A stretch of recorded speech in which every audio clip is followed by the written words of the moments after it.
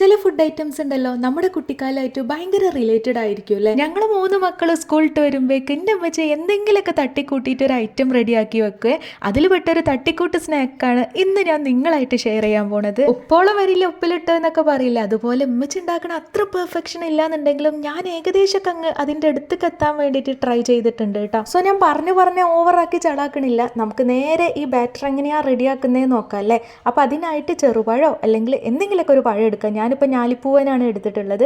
അത് നന്നായിട്ട് തന്നെ കുത്തി ഉടച്ചിട്ടുണ്ട് കേട്ടോ. അതിലോട്ട് കുറച്ച് റവയും മൈദയും പഞ്ചസാരയും തേങ്ങയും ഏലക്കയും ജീരകവും എല്ലാം കൂടി അങ്ങ് ആഡ് ചെയ്ത് കൊടുക്കുക. ഒരു ഇച്ചിരി ഉപ്പും കുറച്ച് ബേക്കിംഗ് സോഡയും കൂടെ ആഡ് ചെയ്ത് ആവശ്യത്തിനുള്ള വെള്ളമൊക്കെ ഒഴിച്ച് നന്നായിട്ട് അങ്ങ് സെറ്റാക്കി എടുക്കുക. ഇനി സംഭവം സിമ്പിളാണ്, ചൂടായ എണ്ണയിലിട്ട് ഇതങ്ങ് ഫ്രൈ ചെയ്തെടുക്കാം. അപ്പോൾ ഈ ഒരു തട്ടിക്കൂട്ട് സ്നാക്സ് നിങ്ങൾ എല്ലാവരും ഒന്ന് ട്രൈ ചെയ്ത് നോക്കുക. സംഭവം അടിപൊളിയാണ്, നല്ല കറുമുറാന്നിരിക്കുന്ന സ്നാക്സ് ആണ്. ഇവിടെ ഇതിന് കായ്പെന്നൊക്കെയാ പറയാട്ടോ, നിങ്ങൾ എന്താ പറയാന്ന് ജസ്റ്റ് ഒന്ന് കമന്റ് ചെയ്യണേ.